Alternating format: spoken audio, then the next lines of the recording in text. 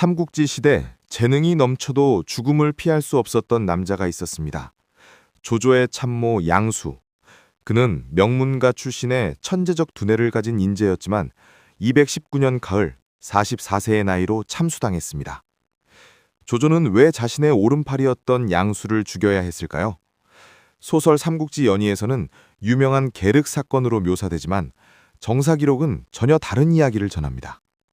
후계자 분쟁, 정치적 계산, 그리고 양수 자신의 오만함이 만들어낸 비극이었습니다. 이 영상에서는 정사 삼국지의 기록을 바탕으로 양수의 진짜 모습과 그의 죽음을 둘러싼 진실을 파헤칩니다. 연의에서 각색된 계륵 사건의 실체, 조비와 조식의 후계자 경쟁, 그리고 청류파 명문가의 운명까지 살펴봅니다. 재능 있는 사람은 어떻게 처신해야 하는가? 권력투쟁의 한가운데서 살아남으려면 무엇이 필요한가? 양수의 이야기는 현대를 사는 우리에게도 깊은 교훈을 남깁니다. 자, 그럼 지금부터 시작하겠습니다. 2세기 말, 후한은 붕괴 직전이었습니다. 황건적의 난 이후 천하는 군웅할 거의 시대로 접어들었습니다. 동탁의 난이 지나가고 원소와 조조가 패권을 다투었습니다. 200년 관도대전에서 조조가 승리하며 화북의 패자가 되었지만 아직 천하는 결정되지 않았습니다. 이 격동의 시대에 한 청년이 있었습니다. 양수, 자는 덕조였습니다. 그는 175년경 홍농화음에서 태어났습니다. 양씨 가문은 전한시대부터 이어진 명문가였습니다. 증조부 양진은 태위를 지냈고 조부 양사는 사공과 태위를 역임했습니다. 아버지 양표는 당대 최고의 명사이자 태위를 지낸 거물이었습니다. 이른바 청류파, 유교 경전에 정통하고 청렴한 관료 집단의 핵심 가문이었습니다. 양수는 어려서부터 총명했습니다. 언변이 뛰어났고 머리 회전이 빨랐습니다. 남들이 생각하기 전에 먼저 파악하고 한 발 앞서 처리했습니다. 당대의 명사 공용, 예형과 교유할 정도로 인정받았습니다. 하지만 바로 그 재능이 훗날 그를 죽음으로 몰아갈 씨앗이 되었습니다. 조조는 능력주의자였습니다. 출신이나 배경보다 실력을 중시했습니다. 원소 같은 명문가 출신을 경계하면서도 정작 인자라면 가리지 않고 등용했습니다. 순욱, 순유, 곽가 같은 명사들이 조조 밑에 모인 이유였습니다. 양수 역시 조조의 눈에 띄었습니다. 조조는 양수의 재능을 알아보고 가까이 두었습니다. 양수는 업무 처리가 빨랐고 조조의 의중을 정확히 파악했습니다. 일을 빨리 끝내고 여유를 즐길 정도였습니다. 정사 삼국지 배송지 주석에 이런 일화가 전합니다. 조조가 화원을 만들라고 명령했습니다. 완성된 화원을 본 조조는 아무 말 없이 문에 활, 자만 쓰고 돌아갔습니다. 사람들이 어리둥절해하자 양수가 지나가다 말했습니다. 문에 활자를 쓰셨으니 이는 넓을 활자입니다. 화원이 너무 넓다는 뜻이십니다. 사람들이 화원을 줄이자 조조가 만족했습니다. 하지만 조조는 이렇게 말했습니다. 정원사들이 고민할 몫을 양수가 채갔구나. 언짢은 기색이었습니다. 또 다른 일화가 있습니다. 조조가 원소 정벌 때 주편이 수십 곡 남았습니다. 조조가 1인 1구라고 썼습니다. 신하들이 뜻을 몰라 어리둥절해하자 양수가 말했습니다. 1인 1구, 한 사람당 한 입이라는 뜻입니다. 그리고 주편을 한 곡씩 나눠 먹었습니다. 조조가 돌아와 물으니 사람들이 양수의 해석을 전했습니다. 조조는 또 언짢아했습니다. 똑똑한 것과 똑똑한 척하는 것은 다릅니다. 곽가도 천재였지만 그는 대놓고 직설적이었습니다. 필요할 때는 조조 앞에서 침을 뱉을 정도로 거침없었지만 그건 솔직함이었습니다. 양수는 달랐습니다. 항상 한 발 앞서 조조의 속마음을 꿰뚫어 보았습니다. 신경을 살살 긁었습니다. 마치 뒤에서 무슨 생각을 하는지 모를 사람처럼 보였습니다. 조조는 점점 양수를 경계하기 시작했습니다. 210년대 들어 조조에게는 큰 고민이 생겼습니다. 후계자 문제였습니다. 조조에게는 여러 아들이 있었습니다. 그중 조비와 조식이 가장 유력했습니다. 장남 조항과 차남 조삭이 일찍 죽은 후 삼남 조비가 적장자의 명분을 가졌습니다. 하지만 조조는 사남 조식의 재능에 끌렸습니다. 조비는 안정적이었습니다. 정치적 감각이 뛰어났고 신중했습니다. 하지만 조식은 문학적 재능이 출중했습니다. 조조가 볼 때 천하를 다스릴 그릇으로 보였습니다. 신하들도 둘로 나뉘었습니다. 조비파에는 사마에, 진군, 오질 등이 붙었습니다. 조시파에는 정해, 양수 등이 가담했습니다. 양수는 조식의 핵심 참모가 되었습니다.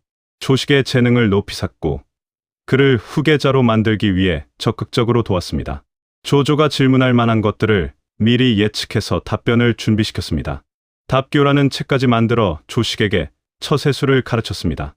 조식은 양수 덕분에 여러 차례 조조의 질문에 막힘없이 답했습니다. 조조는 기뻐했습니다. 하지만 조비파는 달랐습니다. 그들은 양수를 위협으로 봤습니다. 양수만 없다면 조식은 그저 재능 있는 왕자일 뿐이었습니다. 하지만 양수가 있으면 달랐습니다. 명문가 출신의 영향력, 뛰어난 정치적 감각, 이것들이 합쳐지면 조식이 후계자가 될 수도 있었습니다. 조비는 기다렸습니다. 양수가 실수하기를, 조조가 화를 내기를.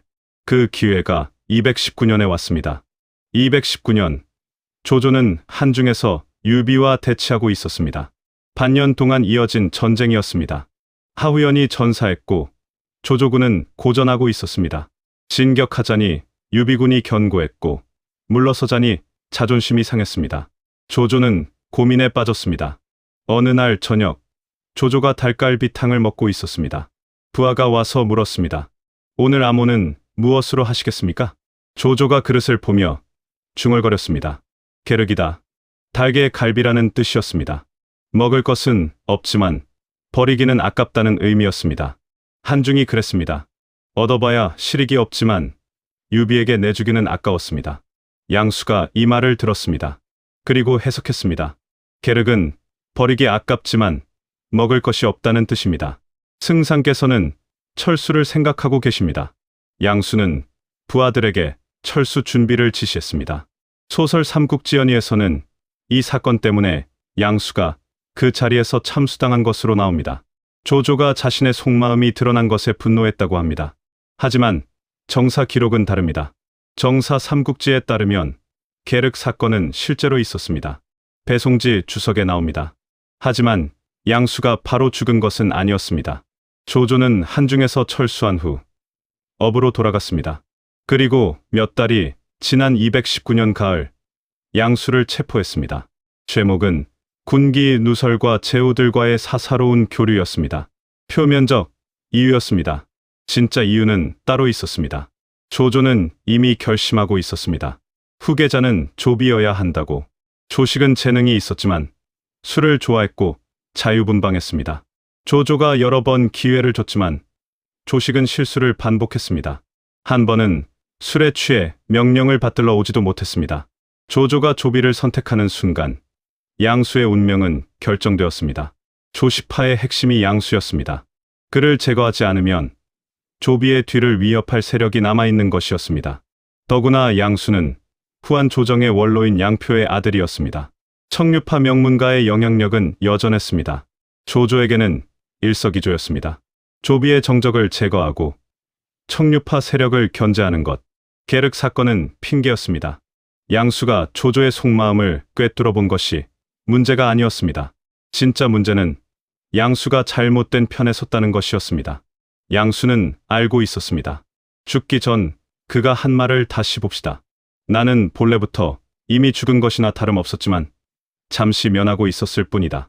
조비가 태자로 정해지는 순간 자신은 이미 죽은 목숨이라는 것을 알고 있었습니다. 다만 그 시기가 언제냐의 문제였을 뿐입니다. 219년 가을, 낙양에서 양수는 참수당했습니다. 나이 44세였습니다. 양수가 죽고 한 달 후, 조조는 조인이 형주에서 포위당했다는 소식을 들었습니다. 조조는 조식에게 마지막 기회를 주었습니다.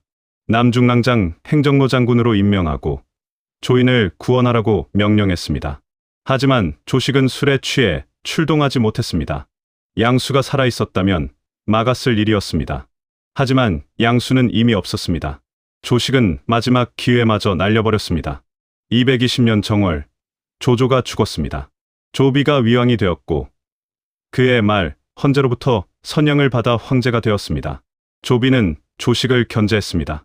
조식은 그 후 12년을 더 살았지만 욕됨과 한탄뿐인 불우한 삶이었습니다. 정혜 역시 조비에게 숙청되었습니다. 조시파는 완전히 무너졌습니다. 양수의 가문은 어떻게 되었을까요? 놀랍게도 양수의 직계는 살아남았습니다. 아들 양효가 있었고 손자 양주는 서진 때 고관이 되었습니다.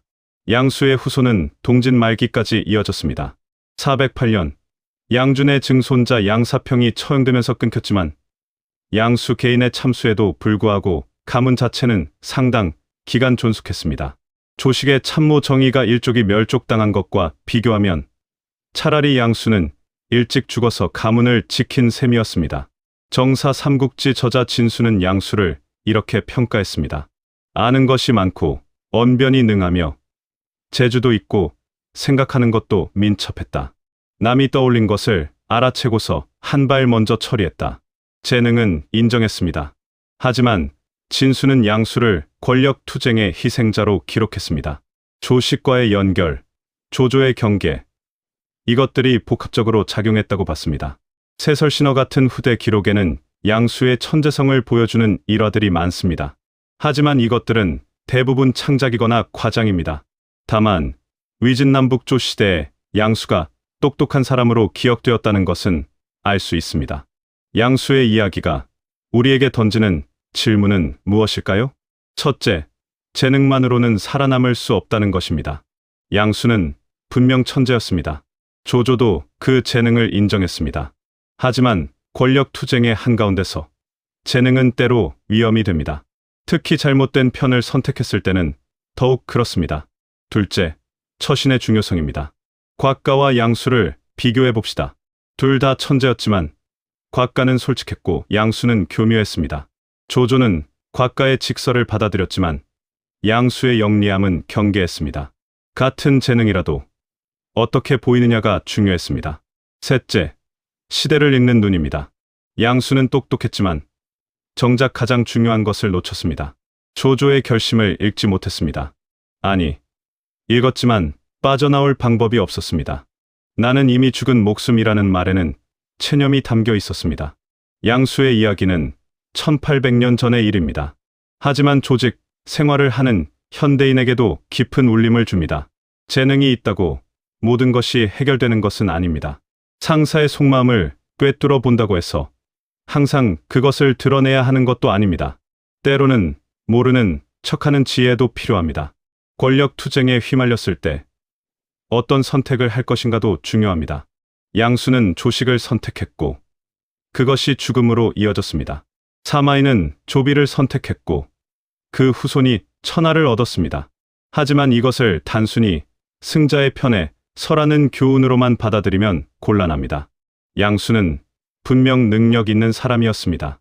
조식의 재능을 믿었고 그를 후계자로 만들려 했습니다. 신념을 가지고 행동했습니다. 다만 운이 없었을 뿐입니다. 역사에는 양수 같은 사람들이 많습니다. 재능 있지만 때를 잘못 만난 사람들, 신념을 가졌지만 권력 투쟁에서 진 사람들, 그들의 이야기를 기억하는 것도 의미가 있습니다. 승자만이 옳은 것은 아니니까요. 때로는 패자에게도 정의가 있고 그들의 선택에도 존중받을 가치가 있으니까요. 219년 가을, 낙양에서 한 남자가 죽었습니다. 명문가 출신, 천재적 재능, 조조의 신임, 모든 것을 가진 것 같았지만 정작 가장 중요한 것 하나를 놓쳤습니다. 권력의 칼날은 언제나 날카롭고 그 앞에서 재능만으로는 부족합니다. 양수는 억울했을까요? 소설에서는 계륵 사건 때문에 즉시 죽은 것으로 나오지만 실제로는 후계자 분쟁의 희생양이었습니다. 조식을 도운 죄, 청류파 명문가의 영향력, 조조를 너무 잘 아는 참모라는 위엄성, 이것들이 복합적으로 작용했습니다. 억울하다면 억울한 것이고 자초했다면 자초한 것입니다. 다만 확실한 것은 1800년이 지난 지금도 우리가 양수의 이야기를 하고 있다는 것입니다. 역사는 그를 기억했고 그의 이야기는 교훈이 되었습니다.